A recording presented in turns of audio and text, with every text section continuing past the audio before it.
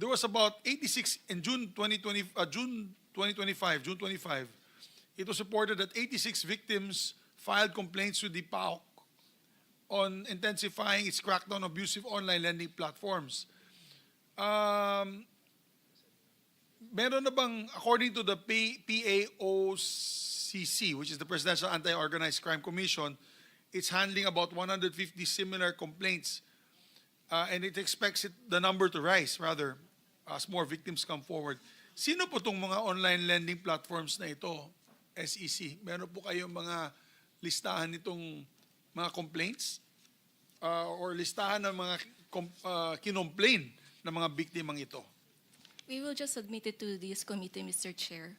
Yeah, because are you working with the PA at the PAOK, or hindi nyo alam ito, nalaman nyo lang na yun? We're actually coordinating with the PAOK, but when we take a look at initial evaluation of the complaints, we can see that one borrower will complain about several of financing and lending institutions. So mahirap pong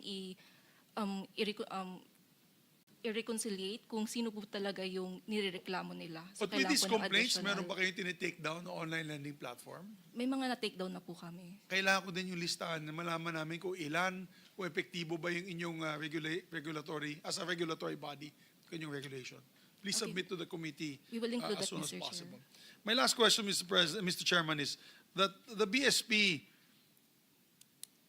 limits or puts a cap, or not limits, or rather puts a minimum amount of capitalization for banks and financial institutions. For example, yung cooperative bank is between 10 million to 200 million. Yung thrift bank po is minimum capital requirement is 200 million to 2 billion. Kung bumaba yun sa capitalization requirement, they fine, di ba? Heavy penalty, you close the bank, you close the financial institution. Pero apparently, dito po sa lending corporations, minimum paid-in requirement lang, Mr. Chairman, is 1 million pesos. So, does the 1 million peso minimum requirement apply to lending companies? Is that your regulation? Okay lang yung 1 million paid-up capital? Actually, Mr. Chair, for the Lending Company Regulation Act, 2007 pa po siya na-issue, and for the Financing Company Act, 1998 pa po. So currently, the SEC is studying to revise this special laws governing financing and lending companies. So you agree that we need to update that law? Yes, Mr. Chair. Okay. So it's also high time, Mr. Chairman, that we increase the minimum capital requirement provided under that Republic Act 9474. Matagal na pala, 2007. So yun lang, Mr. Chairman, and I'd like to thank the good chair for taking this up. I hope that they can submit all the details and the data we requested from Paymaya, GCash. I know your heart is in the right place, pero empleyado lang po kayo, di ba? So you're just following orders from the top, but I'm sure it pains you to find out all these things that are happening. Yung nanonood nga si Kulas na yun, kaibigan ko sa Becoming Filipino. And he was telling me nga that it saddens him yung nakikita niya yung jeepney driver habang nagpapasada, natatalo sa kanyang online gambling platform, na kumukuha ng pasada, natatalo, kukuha ng pasada, natatalo. Walang maiuwi sa taong bayan. If you want our country to really grow as a nation, we can't have this. For me, this illicit activity of gambling, this immoral activity of gambling prevail as our number one resource for funding for our nation. Talagang it cannot be. I think Thank you, Mr. Chairman. Maraming salamat. Majority Leader, I think that was already addressed yung problema ni Mr. Kulas na nakita niya yung driver because dati ay hindi mo na kailangan ng data because of these e-wallets. Pero nung inalis po sa e-wallets yan, what I have heard and I found out, medyo nahihirapan na yung mga kababayan natin na magsugal without data. So karamihan sa kanila, hindi nakakapagsugal na. Okay. So, what do you mean, Your Honor? Pag prepaid, hindi pwede? But I know, nung inalis na ng e-wallets, tama po ba? Nabawasan na kasi nawala na yung scatter. Yung scatter kasi pinakasikat na sugal noon. Alam ko kasi, Chairman, pinacheck ko sa staff ko . All they have to do is register sa online app na ng sugal. For example, online. So, kailangan mo na ng data. Otherwise, yung platform. dati, wala. Hindi mo na kailangan. Nasa jeep ka, nasa ilalim ka ng tulay, kahit saan ka. Kahit sa CR, pwede ka mag-scatter.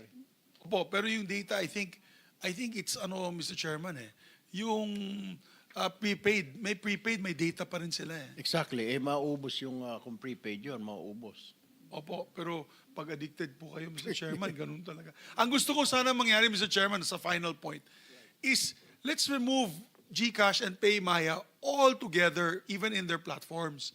Now, ang gusto ko sana, kung mag-highly regulate po tayo, hindi po talagang ayaw po ng gobyerno na iban, ang gawin natin, they have to go to a certain place to purchase, parang PCSO, when you're buying sweepstakes. You go to an area to buy that, and actually, si Sir Altenco mismo nagsabi niyan. He suggested it parang card. And you can use PayMaya and GCash to pay for that. Walang problema. Pero physical na yung buying station para makita nila na hindi pala ito estudyante, hindi pala ito bata. Parang yung mga card dati pang nag-load, di ba? Opo, May opo. card. Parang ganun siguro. Kakaskasin mo. Yes. Na 1,000, 500. Opo. Tama. Sana ganun po ang mangyari. At hindi na po muna, dapat matanggal na po yan sa gambling apps itong e-wallets. Maraming salamat, Mr. Chairman. Thank you very much, Senator Miguel. I just want to remind everybody that this session hall will be used at around 3 o'clock. So we'll wind down at around 2 p.m. this afternoon. So that's about an hour and a half. So we'll just be quick. Next to social media po tayo. Meron po bang presentation ng Meta, TikTok, Google? Because of the fact, lumipat na po sila lahat doon ngayon sa inyo, yung mga sugal-sugal na ito, at yung mga advertisements na naiinganyo po yung mga tao. So, unahin po natin ang Meta. Do you have any presentation? What have you done? I mean, of course, I'm sure merong tayong social responsibility. Meta, may mga pasabi-sabi pa kayo ng mga bulletin na violation ng bulletin board ninyo. So, no representation from Meta? Committee Secretary, was Meta invited? But they send a regret letter. They will what? They send a regret letter. Oh, But what they was- are supportive of the bills. They have an email. Oh, they have an email? Yeah. Was it a good explanation? Can you furnish this Yes, sir. representation? Yes, sir. Yes, sir. If that's acceptable, because importante sila dito. Kasi may nakikita po ako, Senator Risa, at saka mga kasama, na meron pong, lalo na sa Meta, pinagmamayabang niya pa na yung puhunan niya lang 1,000, tapos naging 15,000 dahil sa nagsugal siya nito. Imagine that. Parang binubuyo mo yung taong bayan. So, I don't know. I guess we need to have that person. I don't know how will we do this. Committee Secretary. Oo. I want an attendance request for an attendance of Meta here next hearing. It's the letter from Meta. Dated September 15, 2025, Honorable Erwin Tulfo, Chairman, Committee on Games and Amusement. This refers to the invitation extended by your esteemed office to attend the public hearing and inquiry on September 16. We sincerely thank Your Honor for the opportunity to participate in this important discussion. We commend the Senate's efforts in collaborating with different stakeholders to ensure the safety of everyone online. However, I would like to respectfully convey our regrets as Meta's relevant subject matter experts are based in Singapore and the United States and are currently unavailable due to prior commitments. Nevertheless, on behalf of Meta, we remain committed to support the legislative process and would appreciate the opportunity to meet separately with your office. This will allow our authorized representatives to present Meta's initiatives, policies, enforcement, and partnership with both government and non-government stakeholders to discuss Meta's existing policies on online gambling and real money gaming content. We will coordinate with your team to arrange a suitable time. Meta will also send its position No, paper. Committee Secretary. Why are they dictating this committee kung kailan sila mag-attend? No. Ay kung ganyan pala, gusto pa nila, and I don't agree attendance. I don't know kung kailangan siguro isabpina yung country representative nila. I mean, that's not an excuse na in their own time and in their own explanation. May problema sila. Sila ngayon nangunguna dito na nakita ko na may mga vlogger dyan na nagpo-post na sinasabi na nanalo siya. Parang inihikayat pa yung mga tao, yung mga viewers. And then sasabihin nila, they can't. Okay, nawala na nga, inalis na nga natin dito sa mga iwalas, doon napunta sa kanila. And then may mga links sila doon na pwede kang magsugal and then they don't want to attend. So don't force me, Meta, na isabpina ko pa kayo because I know they have country. Who signed that letter? The letter, Your Honor, was signed by Jenixon David, Public Policy Manager, Facebook Philippines Representative Office. Well, by Philippines pala, though I want you to send, try to invite him again or his attendance. You tell him, I want his attendance here, otherwise I'll be forced to, this committee will be forced to send a subpoena for him. Yes, sir. Thank you. Kaya, alam mo, yun na nga, isa sila sa mga may problema. And then sila, how in the hell you don't respect this committee? Kung wala ka respeto sa ibang committee, huwag mong gawin dito. Ang daming kulungan niya sa ilalim, pwede kitang ilagak dyan. Ang kalukuhan yan. I mean, disrespect. Mr. Chair. Go ahead. Suggestion, Mr. Chair, dun sa sulat ng chair sa Meta Philippines office, the chair may wish to consider issuing them a show cause order why they should not be subpoenaed. Tama, Madam Chair. That's Salamat, what Mr. we're Chair. going to do. Exactly. To issue a show cause order why they should not be subpoenaed for not attending and for not complying with our request to attend. This is a hearing. We have a problem here, and this is a national problem. Hindi po ito problem na sa Metro Manila. Problem po ito ng mga tao. And imagine, Senator Riza, there's like 65% of Filipinos are hooked in online gambling. And that's what we're trying to find a solution right now. Are we going to stop this totally? Or we continue this through strict regulation? Kasi pag tinanggal mo naman, sabi ng PAGCOR, sabi ni BSP, sabi ng Department of Finance, mawawala ng kita. Eh, pambayad daw pala sa PhilHealth, sa UHC, sa Universal Healthcare natin. Pambayad sa mga sports natin, mga coaches, etc., mga staff. So we're trying to weigh here. Ipasara ba natin kung ako lang tatanay? Isara na natin itong kalukuhan na ito.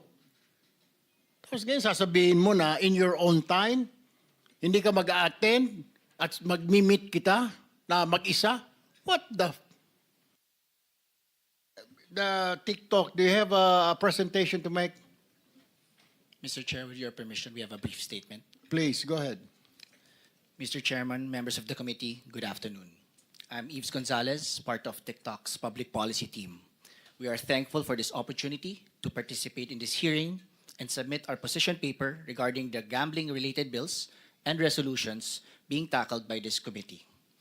TikTok is committed to keeping our Filipino community safe, and we always seek to comply with Philippine laws and regulations to ensure a secure and positive environment for users, creators, and advertisers. TikTok's policies on real money gambling ads follow strict compliance with local laws and regulations.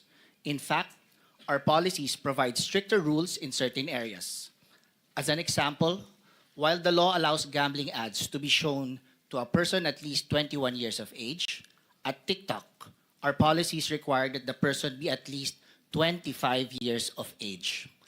To answer a question posed by the committee in one of its letters to us, TikTok does not show real money gambling ads to users who are minors or to any user below the age of 25.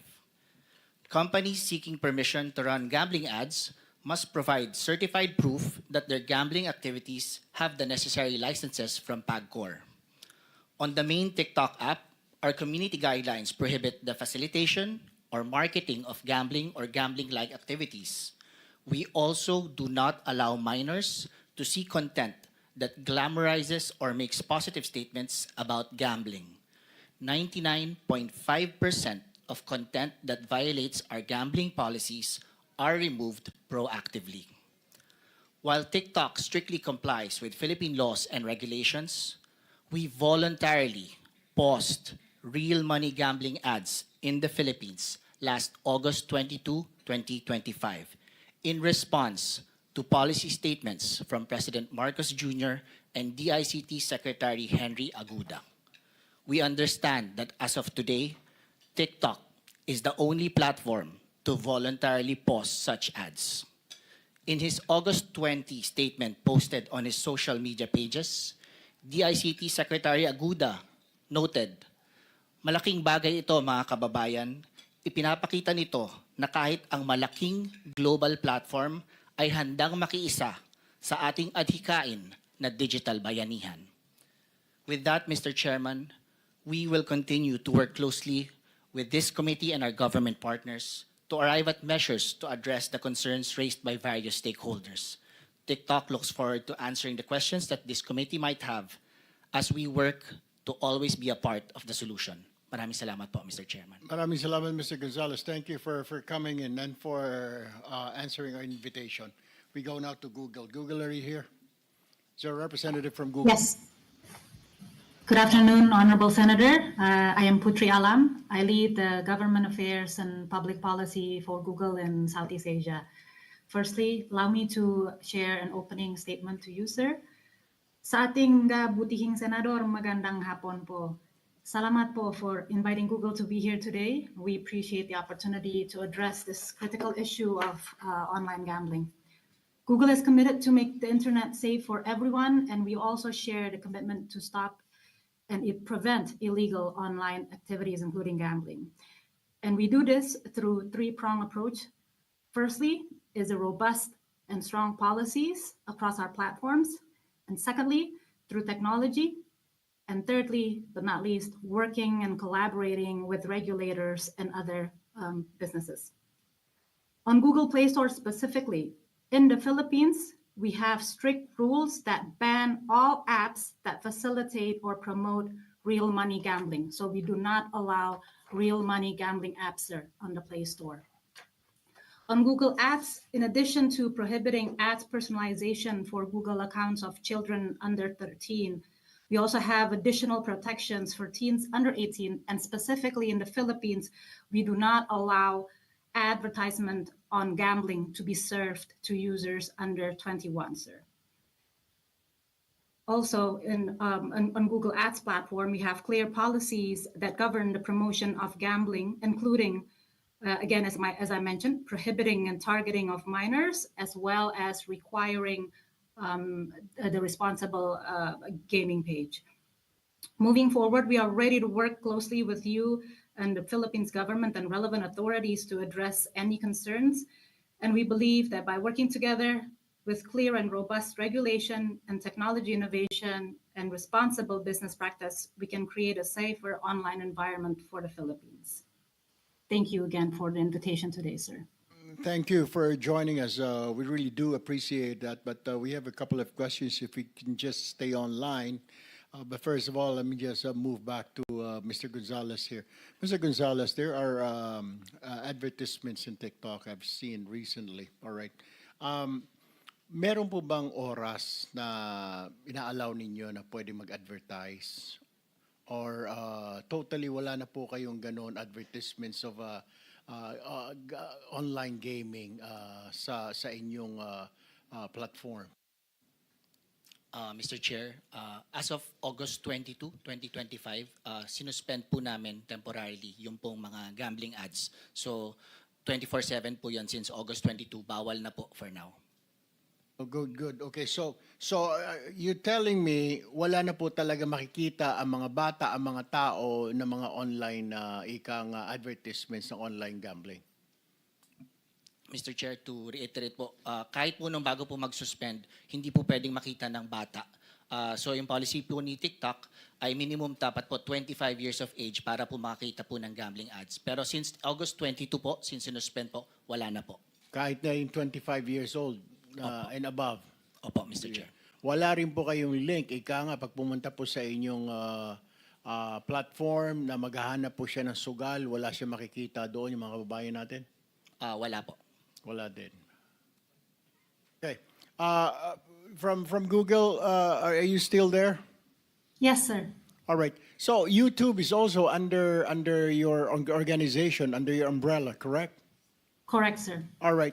The question is, I've seen some YouTube accounts here while they were playing in casinos and then even bragging they won this much amount.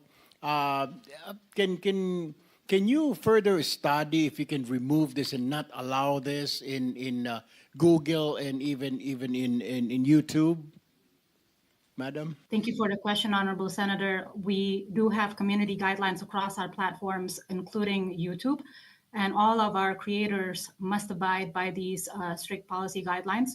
So if they do incite any statements that are violative of this community guidelines, we will enforce upon that creator, sir.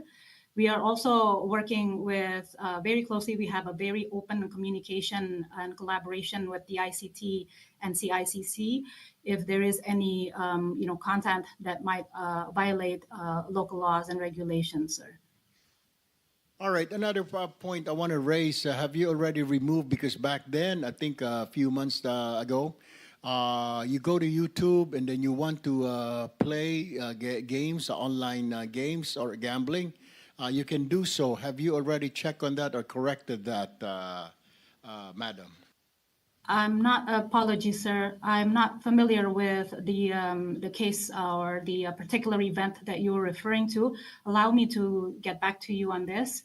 As mentioned before, we have a very open communication line with CICC on this. In the past, whenever they've sent us requests, we will work through these pieces of content and dialogue with them, and we will be responsive, sir.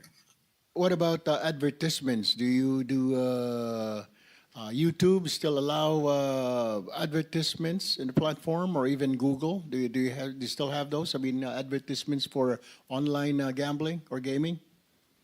Yes, sir. As mentioned, we only support gambling advertising and require that advertisers strictly abide by the local gambling laws and industry standards in the Philippines, including displaying information about responsible gambling.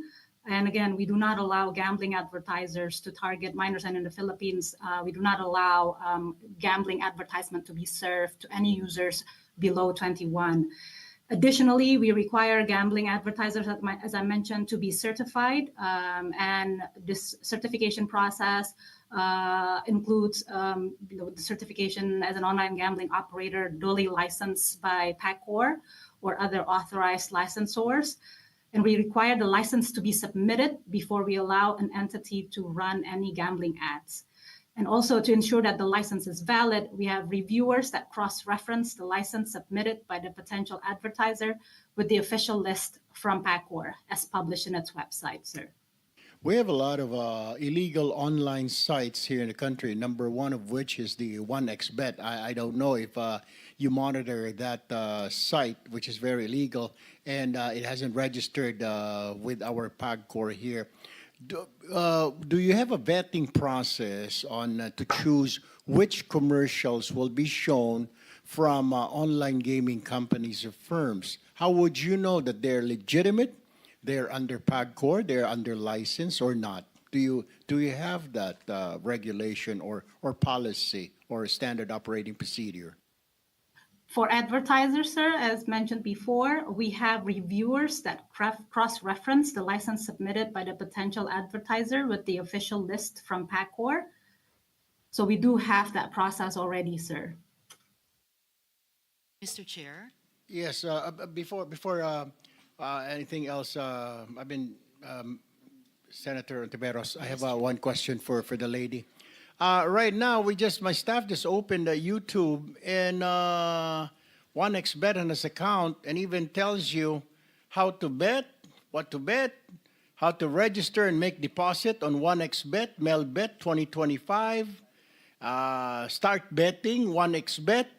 So I don't think so. You have a process of making sure that your clients there that you're taking in right now are legitimate gambling sites? Because one expert, like I've said, this is illegal. It hasn't registered with the Philippine Amusement Gaming Corporation, madam. Yes, sir. So this is definitely is not in compliance of our system. And we use a combination of automated and human evaluation and to detect and remove ads which violate our policies and are harmful to users and overall Google Ads ecosystem. And our enforcement technologies also use algorithm and machine learning modeled on human reviewers' decisions. So the policy violating content, once it is made aware by us, we will act upon it, sir, if it's further flagged. Please allow me to also. Mr. Chair. Mr. Chair. Mr. Chair, I think you need to close your, there, okay. Mr. Chair, I just wanted to, if I observed correctly, I think maybe Attorney Paraiso would like to interject to something that Google was saying earlier, if I'm not mistaken, Mr. Chair. With the permission of the chair. Go ahead, Attorney Paraiso. Mr. Chair, yes, we do have, prior to this committee hearing, we have a relationship and we have an understanding with YouTube. However, as of recent, and with the departure of one of their government representatives with CICC and the ICT, we observed difficulty when it comes to the request for takedowns, especially with influencers promoting illegal gambling sites, because you have to distinguish promoting a gambling site is different from influencers promoting these sites. So as you've observed, CICC has been going after both, Mr. Chair. So in fact, we have a request pending for 2 months now for one very famous influencer promoting still illegal gambling sites, Mr. Chair. Just noticing, Mr. Chair, 2 months is a long time. Kung government agency ang nagre-request o nagde-demand, 2 months is a long time to wait for a positive response from a private sector stakeholder. For the record, Mr. Chair. Can you answer that? The representative from Google, I mean, the CICC has a request for takedowns for 2 months now, and you haven't done anything, Google representative or official.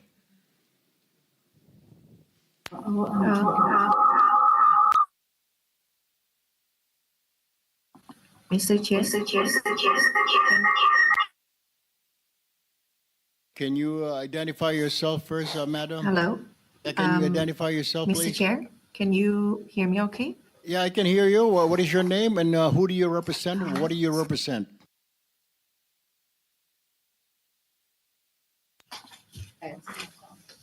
Mr. Chair, can you hear me okay now?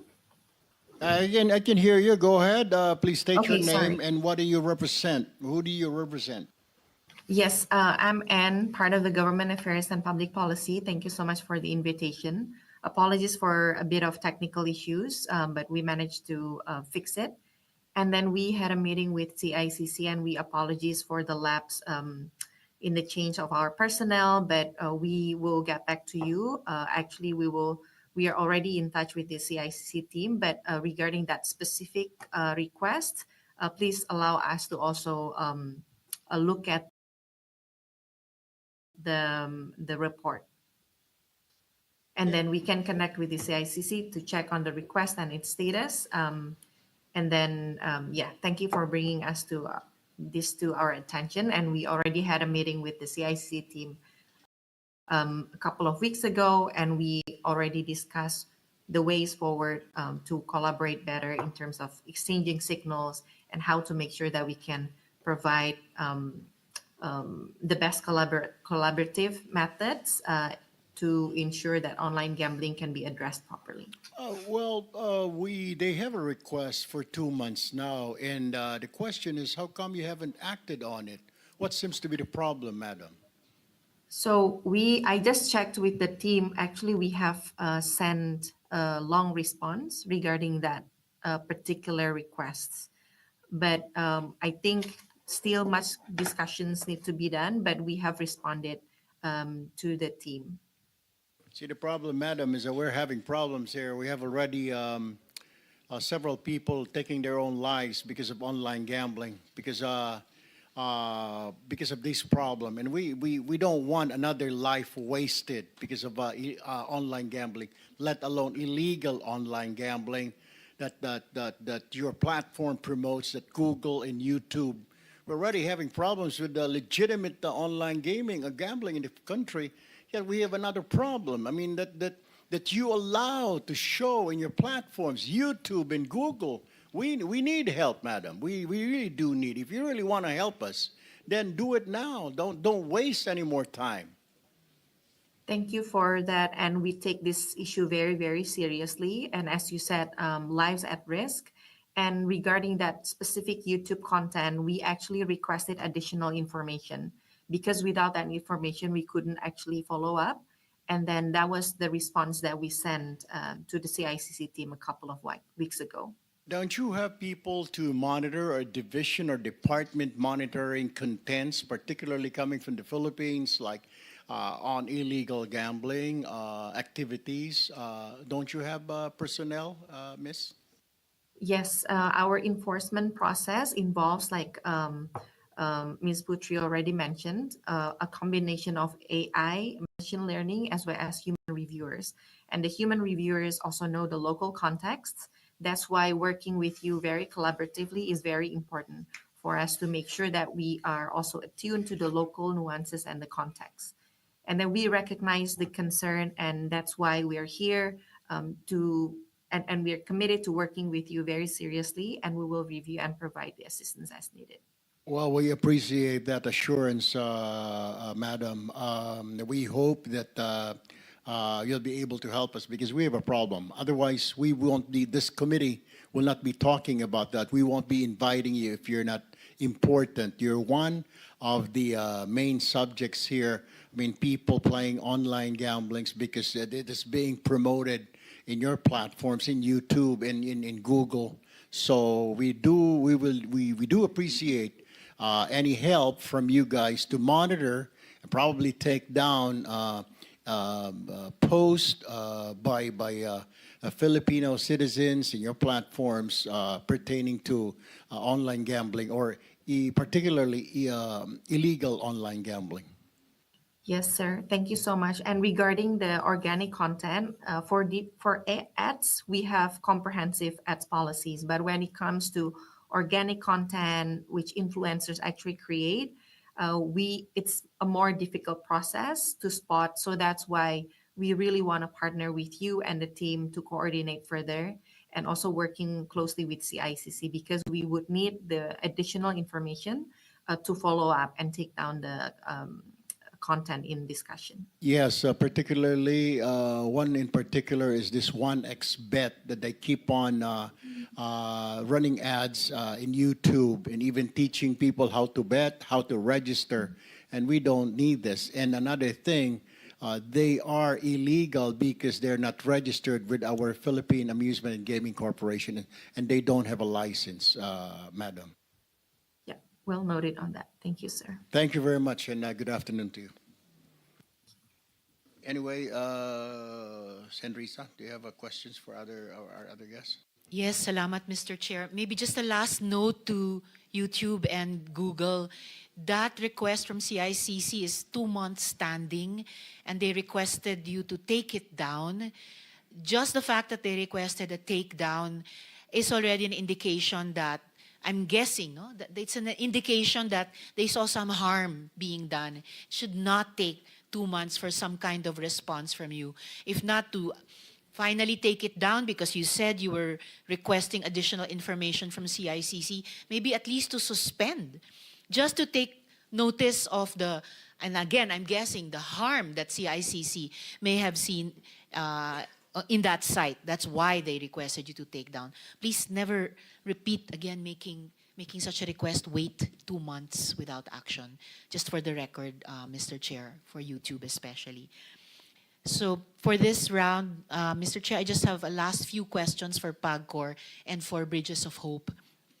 So Thank you, Mr. Chair. Attorney Jessa Maris, so kanina pinag-uusapan natin yung pababa yung fees sa gross gaming revenues na ini-impose ng PAGCOR.